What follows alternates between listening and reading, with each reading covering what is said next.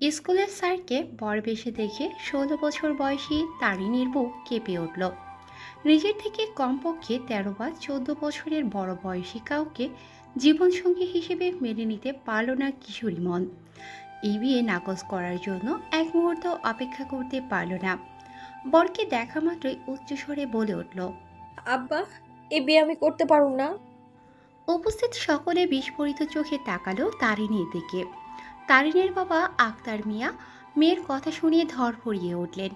মেয়ের পাশে এসে বসে ধীর কণ্ঠে জিজ্ঞেস করলেন, এডি কি কো আম্মা? আমাগো সম্মান মারিতে মিশাইবা আম্মা? তারিণী এবার চারদিকে নজর দিল। সবাই ওর দিকে চেয়ে আছে। তারিণ চুপ হয়ে গেলেও আশেপাশে সবার মাঝে গুঞ্জন শুরু হয়ে গেল। সবাই কানাকানি করছে। গ্রামের মানুষ একটা কথা পেলে সেটাকে দ্বিগুণ বাড়িয়ে বলার ক্ষমতা রাখে। এক্ষেত্রেও ব্যতিক্রম কিছু হলো না। কেউ কেউ তো উচ্চস্বরে বলছেন, মনে হইতেছে মায়ার অন্নপূর্ণার লোকে পীড়িত আছে।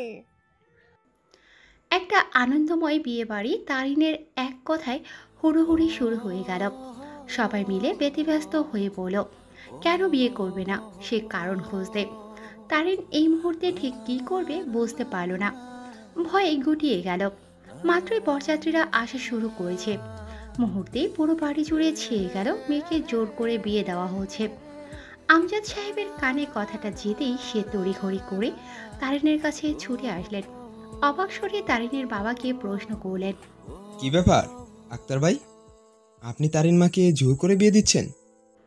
আক্তার মিয়া চুপ করেই রইলেন। কি উত্তর দেবেন ভাবতে লাগলেন। তার তো উত্তর জানা নেই। মেয়েকে তো সে জোর করে বিয়ে দিচ্ছে না। তারিন সজ্ঞানে এই বিয়েতে রাজি হয়েছিল। তাহলে এখন কেন অমত করছে? সে কারণ খুঁজছেন। তারিনের ভীষণ কান্না পাচ্ছে। এই পরিস্থিতি দেখে আরো বেশি ঘাবড়ে গেলেন। চারদিকে তাকিয়ে মাকে খুঁজতে লাগলো। সবাই প্রশ্ন উত্তর চোখে তারিনীর দিকে তাকিয়ে আছে। তামজিদের কানে এসব খবর যেতে তামজিদ সেখানে এসে হাজির হলো।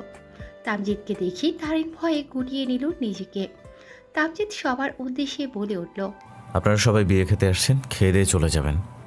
আমরা দুজন মানুষ একসাথে সারা জীবন থাকব, তাই আমাদের দুজনের ভালো মন্দ আমাদেরই বুঝতে দিন। দয়া করে কেউ আমার বা তারিনের বিষয়ে কোনো প্রকার মন্তব্য করবেন না। তারপর তারিনীর ভাই তুষারকে বলল সবাইকে খাওয়ানোর ব্যবস্থা করতে। তামজিদ তারিনীর ভয় পাওয়া চেহারা পানে তাকিয়ে খুব শান্ত বাক্য শুধালো, বাবা, আমি তারিনের সাথে একা কথা বলতে চাই। কথাটা শুনে যেন তারিনীর কলিজা শুকিয়ে যাওয়ার উপক্রম। বাবার সম্মানের দিকে তাকিয়ে তারিনী এবার আর মুখ খোলার সাহস পেল না। তামজিদের কথা মেনে নিল। তামজিদের তারিনের হাত ধরতেই তারিন কেঁপে উঠল। তবু টু শব্দ করল না। তামজিদ তারিনকে নিয়ে ফাঁকা একটা রুমে চলে আসলো। এসেই দরজা লাগিয়ে দিয়ে সোজা সাপটা প্রশ্ন করল, এই বিয়েটা তুমি করতে চাও না? তারিন চুপ করে আছে। বারবার ঢোক গিয়েছে। কথা বলার জন্য কোনো শব্দ বাক্য খুঁজে পাচ্ছে না। তারিনকে চুপ থাকতে দেখে তামজিদ খুব ব্যতিব্যস্ত স্বরে বলল, দেখো মেয়ে, এভাবে চুপ করে থাকার সময় এখন নেই। যা বলার সরাসরি বলো। বিয়েটা তুমি করতে চাও কি চাও না? তারিন মাথা নাড়ল, অর্থাৎ না। এবার তামজিদ জিজ্ঞেস করল, কেন করতে চাও না? তারিন চঞ্চল প্রকৃতির একটা মেয়ে। মুখের উপর উচিত কথা বলার জন্য অনেকের চোখের বিষ। গ্রামের হাস্যোজ্জ্বল চঞ্চল দুষ্টু মিষ্টি মেয়ে তারিন, যে কিনা সারাদিন হাসি ঠাট্টায় মেতে থাকে। সে মেয়ে শহরের গম্ভীর অহংকারী ছেলেকে বর হিসেবে মানতে নারাজ। এতক্ষণ মানুষজনের ভিড়ে একটু ঘাবড়ে গিয়েছিল ঠিকই, কিন্তু এবার আর ঘাবড়ে না গিয়ে সাহস সঞ্চয় করে কাট কাট গলায় বলে উঠল, আপনার আমি কেন বিয়া করুম মাস্টার মশাই? আপনি আমার থেকে কত বড়, আপনার লগে কি আমারে মানায়? আপনি হয়েছেন শহরে পোলা আর আমি গ্রামের মাইয়া। আপনি গো ওইসব আদব কায়দার লগে আমি মানায় লইতে পারুম না মাস্টার মশাই। আমি তো জানতাম না যে আমার লগে যার বিয়ে হইব সে আর কেউ না, সে আপনি। আগে যদি জানতাম তাহলে এই বিয়াতে রাজি হইতাম না। আমি পড়ালেখার থেকে বাঁচতে এই বিয়াতে রাজি হয়েছিলাম। আব্বা যে আপনার গলায় ঝুলাই দিব এটা কেমনে কমো আমি? তামজিদের ফুচুগোল কুচকে এলো। তামজিদ ছোট থেকেই ঢাকায় বড় হয়েছে। শহরে আদব কায়দায় বড় হলেও গ্রামের প্রতি ওর বেশ টান। তাই তো শহরের নামকরা স্কুলের চাকরি ছেড়ে গ্রামের স্কুলে এসে জয়েন করেছে। সবেমাত্র 1 মাস হলো। এই 1 মাসে তামজিদের জীবনটা সম্পূর্ণ বদলে গেছে। পরিস্থিতির শিকার হয়ে নিজের থেকে এত ছোট বয়সের কাউকে বিয়ে করতে হচ্ছে।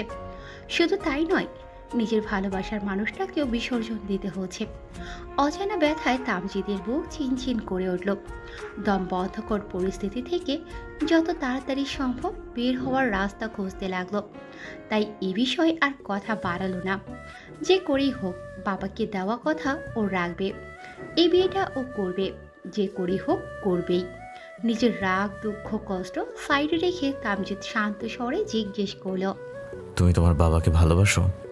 হুট করে এহেন প্রশ্ন করায় তারিন অবাক পানে চেয়ে উত্তর দিল।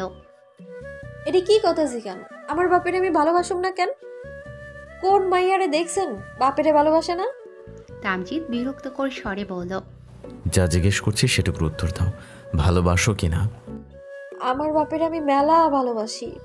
তাহলে তুমি কি চাও? তোমার বাবার সম্মানহানি হোক, গ্রামের মানুষ নানাভাবে অপদস্থ করুক, অপমানজনক কথা শোনাক, সেটাই চাও? তারিন আঁতকে উঠল, বিস্ফোরিত স্বরে বলল। না না, আমি এইসব কেন চাইমু? আমার বাপেরে কেউ কিছু কইলে ওইটা আমার সহ্য হয় না। তামজিদ পুনরায় বলল। এই বিয়েটা না হলে তোমার আমার দুজনেরই পরিবারের সম্মানহানি হবে, গ্রামের লোকেরা নানান কথা বলবে, তোমার নামে বদনাম উঠবে। এসব সহ্য করতে পারবে তো? তোমার বাবা সহ্য করতে পারবে তো? এই বিয়েটা যদি তুমি না করতে চাইতে তাহলে আগেই বারণ করে দিতে। এখন বিয়ের আসরে বসে তুমি বিয়ে করবে না বলছো? পুতুল খেলা পেয়েছো না এটা?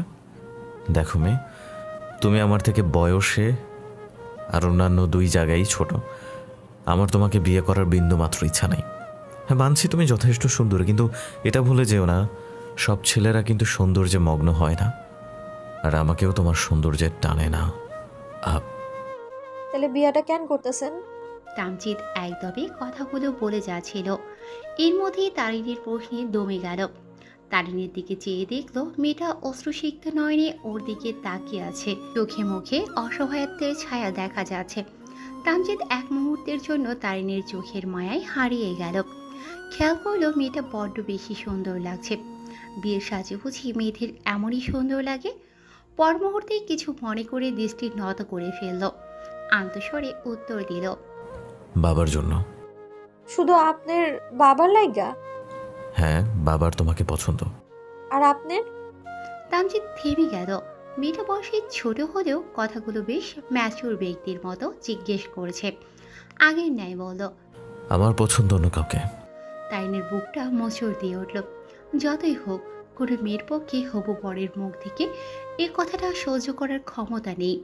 অসহায়ের মতো বলে উঠল। তাইলে আমারে বিয়া করে আমার জীবনটা নষ্ট করেন না। আমি গ্রামের মানুষের কথা দাঁতে দাঁত আটকায় সহ্য করে নিমু।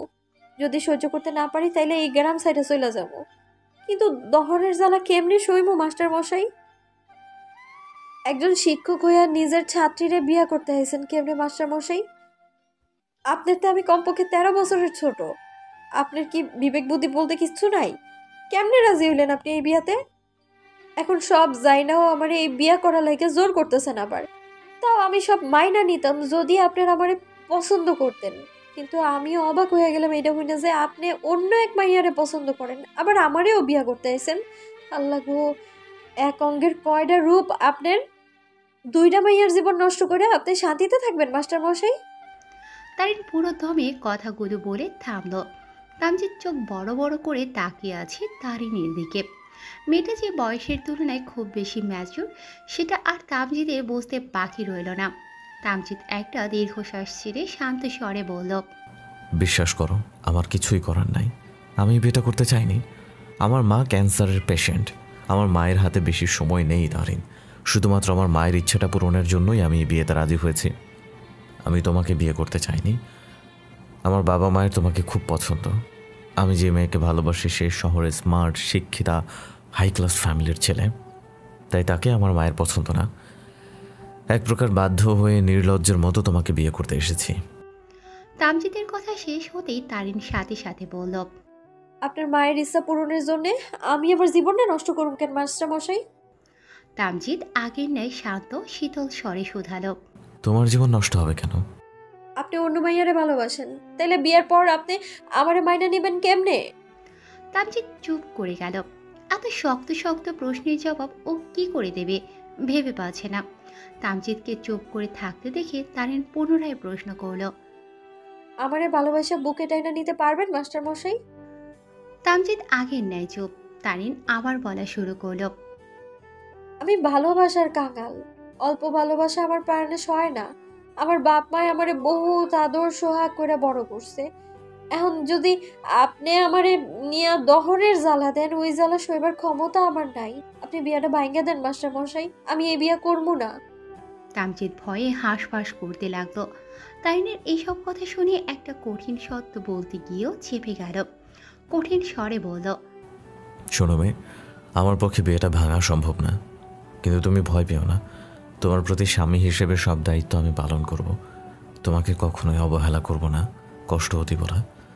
তোমাকে আমি আমার মতো করে বড় করব, পড়ালেখা করাবো, তোমার সব আবদার পূরণ করব। অতীত ভুলে সংসারে মন দেওয়ার চেষ্টা করব। তুমি যা বলবে সব মেনে নিব। প্লিজ এই বিয়েটা ভেঙে দিতে বলো না। তারিন এবার শান্ত হয়ে গেল। কি বলবে খুঁজে পাচ্ছে না। এর মধ্যেই দরজার ওপাশ থেকে তারিনের বাবার গলা ভেসে আসলো। বাবার কণ্ঠস্বর শুনে তারিন চোখের পানিটুকু তড়িঘড়ি করে মুছে ফেলল। তামজিদ এবার বিনয়ী স্বরে বলল। প্লিজ বিয়েটা ভেঙে দিও না। তামজিদ দরজা খুলে দিতেই আক্তার মিয়া বললেন। বাপজান, আমি একটু আমার মাইয়ার লগে কথা কইতাম। জি আঙ্কেল, বলুন, আমি বাইরে অপেক্ষা করছি। বলেই তামজিদ চলে গেল। তারিন বাবাকে দেখে বাবার বুকে হামলে পড়ল। আক্তার মিয়া মেয়ের মাথায় হাত বুলিয়ে বলতে লাগলেন। তুমি যখন 6 মাসে পড়লা তখন আমার আম্মায় আমারে সাইডা চলে গেল। আমার আম্মায় মইরা যাওনের সময় আমার হাতটা ধইরা কইয়া গেছিল, বাজান, আমার অভাব ভইলা দেওয়ানের লাইগা আল্লাহ তোর কোলে আমাকেও তারুরে পাঠাইছে।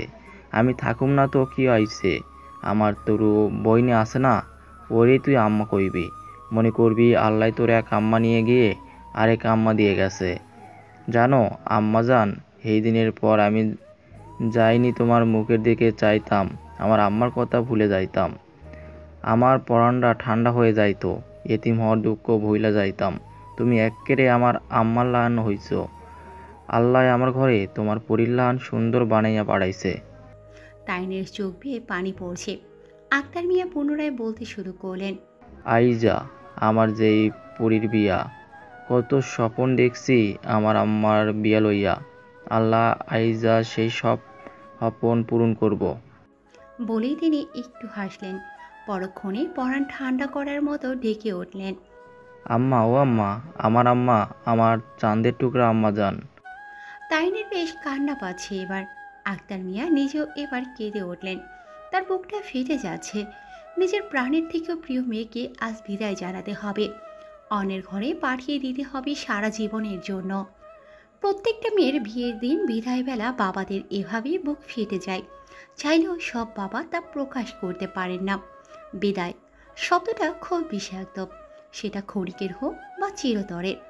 আক্তার মিয়া এবার জিজ্ঞেস করলেন।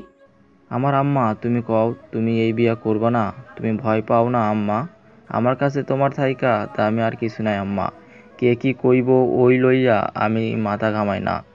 আমার কাছে তোমার সুখটাই দামি। তারিন বাবাকে শক্ত করে জড়িয়ে ধরে কান্না করে উঠল। ভাবল, যে বাবা নিজের সম্মানের কথা না ভেবে ওর কথা ভাবছে, সেই বাবাকে ও কিছুতেই কষ্ট দেবে না, কিছুতেই গ্রামের মানুষের সামনে বাবার সম্মানহানি হতে দেবে না। কাঁদতে কাঁদতে বলে উঠল।